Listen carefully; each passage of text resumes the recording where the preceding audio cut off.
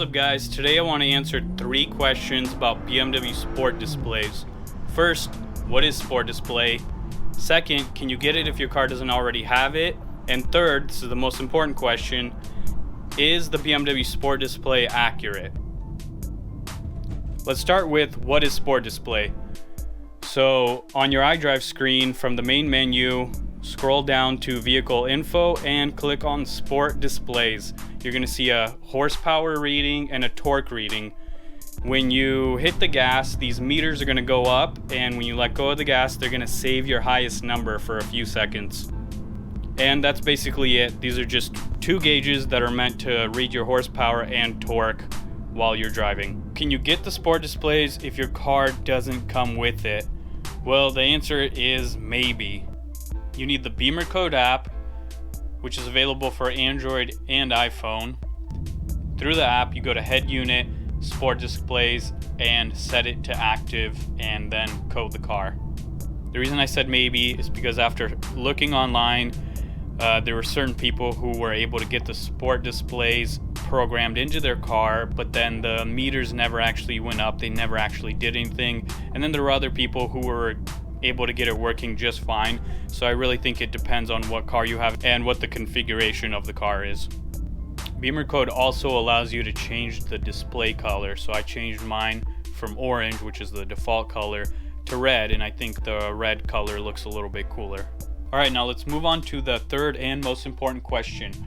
Are the numbers you see on the Sport Displays actually accurate?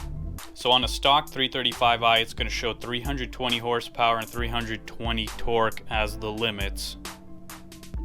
BMW says the car comes with 300 horsepower and 300 torque from the factory, but I went ahead and tuned my car to stage 1 with boot mode, and that updated the Sport Displays to show 480 as the max horsepower and 560 as the max torque.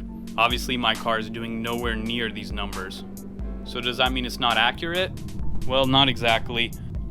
Even though it shows 480 horsepower and 560 torque, the meter tops out at about 370 horsepower and maybe 390 torque.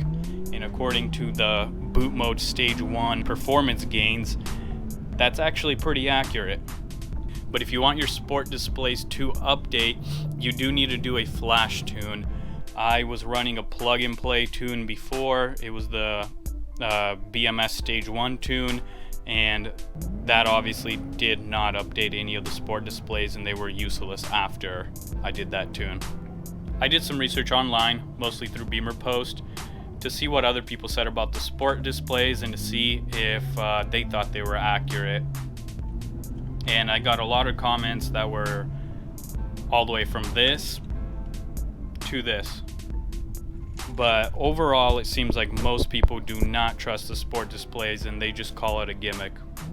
And from my personal experience driving the car, I gotta say I agree with them. So I've driven the car in eco mode and pushed it just a little bit on the highway to accelerate, and I've had the numbers go up pretty high, the same numbers as I would get if I was in sport mode and just flooring it. So because of this, I really don't think the live numbers you get when you put your foot down are accurate. I think the tuners are just looking at your RPM, what gear you're in, the throttle position, and kind of trying to guess what the number is going to be like based on those things.